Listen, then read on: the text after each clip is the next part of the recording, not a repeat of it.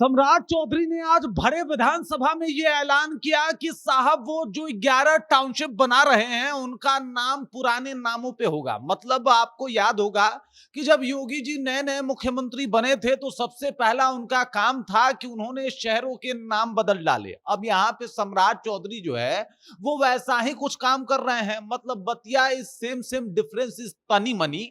इसका मतलब ये हुआ कि काम तो वही है, लेकिन ये शहर का नाम नहीं बदल रहे, बल्कि नया एक शहर में शहर बसा रहे हैं और उस शहर का नाम पुराने नाम के तर्ज पे रखने वाले हैं, जिसको लेके एकदम से हर तरफ चर्चा भी शुरू हो गई। कितने लोग तो पहले ये टाउनशिप क्या होता है ये नहीं समझ पा रहे, और आखिरकार किस तरीके से टाउनशिप का नाम जो है वो पुराने नामों पे रखा जाएगा ये भी समझना थोड़ा मुश्किल है। लेकिन ये सब कुछ आपको बताऊंगा, आपका भाई आया है, सब कुछ आपको समझा के जाएगा।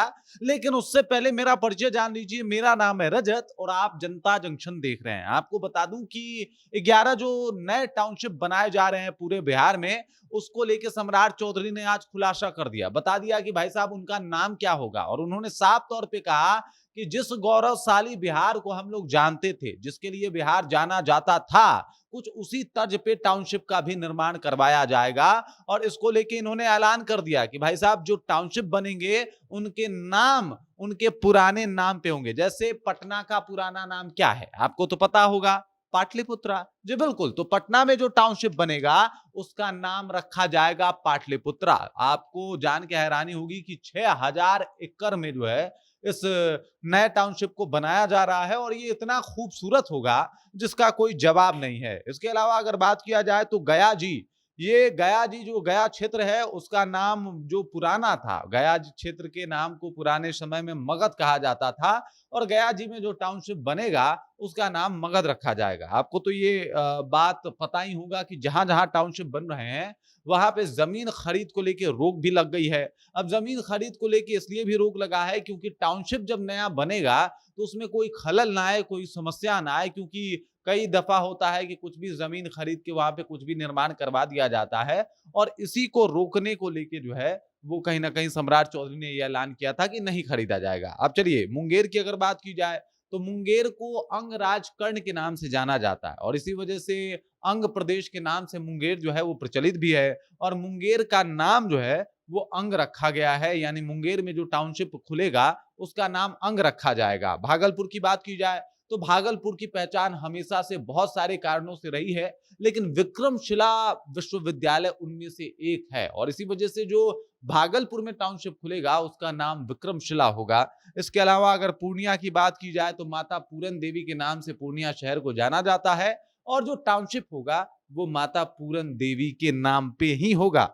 उसके बाद सहरसा, सहरसा में एक नदी है और वो नदी पूरे सहरसा में जो है वो व्याप्त है, और वो उस नदी का नाम जो है वो कोसी नदी है। तो सहरसा में जो टाउनशिप खुलेगा उसको कोसी नदी के नाम से जाना जाएगा। दरभंगा की अगर बात की जाए तो दरभंगा सबको पता है कि किसकी नगरी है। दरभंगा में एक जगह है, आप देख सकते हैं कि दरभंगा और पूरा मिथिला जो है वो अलग क्षेत्र है, और दरभंगा हो गया, सीतामढ़ी हो गया, उसके अलावा ये जो जगहों पे खुलेगा उस टाउनशिप का नाम होगा सीतापुर। इसके अलावा अगर बात किया जाए तो मुजफ्फर में तिरहुत टाउनशिप खुलेगा। सोनपुर में जो बाबा हरिहर नाथ हैं तो वहां पे हरिहर नाथपुर के नाम से जो है वो टाउनशिप बनाया जाएगा। वहीं पर अगर छपरा की बात की जाए तो छपरा का पुराना नाम सारण है और उसी सारण नाम पे जो है वो छपरा का टाउनशिप बनाया जाएगा। तो साफ तौर पे स्पष्ट कर दिया है सम्राट चौधरी ने कि जो भी टाउनशिप खुलेंगे उनके ऊपर विशेष ध्यान रखा जाएगा और ऐसे टाउनशिप जो है वो खोले जाएंगे कि भाई साहब उससे हमारा पुराना गौरव जो है वो जुड़ा रहे। अब चलिए आप सोच रहे होंगे कि टाउनशिप क्या होता है, इस टाउनशिप में क्या क्या होगा, तो आपको बता दूं कि रहने के लिए प्लान्ड शहर जो है वो बनाया जाता है। अलग अलग सेक्टर में घर, फ्लैट, कॉलोनी बनाए जाते हैं। गरीब, मिडिल क्लास और हाई इनकम के सबके लिए जो है वो अच्छे तरीके से प्लानिंग की जाती है। बिना भीड़ भाड़ और अव्यवस्थित बस्ती के लिए जो है सही तरीके से एक बसाया हुआ शहर के तौर पे इसे दिखाया जाता है। बिजनेस और नौकरी के यहाँ पे मौके भी खूब होते हैं, मतलब office, mall, marketing, shopping complex, IT park, startup hub, छोटे बड़े उद्योग लगाने की योजना। मतलब अगर मान लीजिए सड़क है तो वहां पे स्टॉल लगाना है तो स्टॉल लगाने के लिए पहले से जो है वो योजना की जाती है, तो इस तरीके से बनाया जाएगा।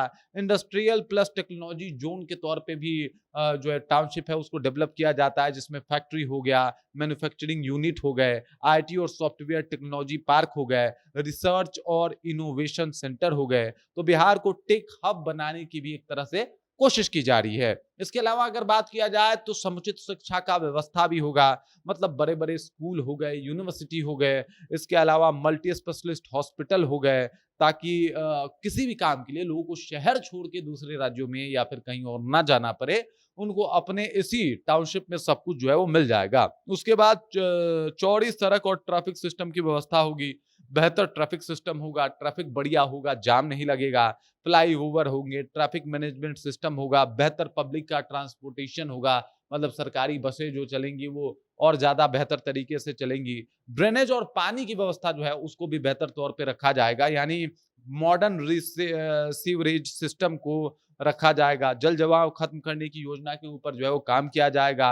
हर साल पानी भरने वाली समस्या खत्म करने का भी लक्ष्य जो है इसके माध्यम से रखा जाएगा। पार्क और ग्रीन एरिया स्मार्ट सुविधाएं जो है वो भी दी जाएगी इसमें, मतलब पार्क होगा, गार्डन होगा, ओपन स्पेस होगा, स्मार्ट सिटी जैसी तमाम सुविधाएं जो है वो यहाँ पे दिया जाएगा। इसके अलावा कनेक्टिविटी जो है, आपकी connectivity railway station, metro station या फिर जो आपके आसपास जो भी हवाई अड्डा है उससे हो, इस तरीके की जो सुविधा है वो मुहैया कराई जाएगी टाउनशिप में।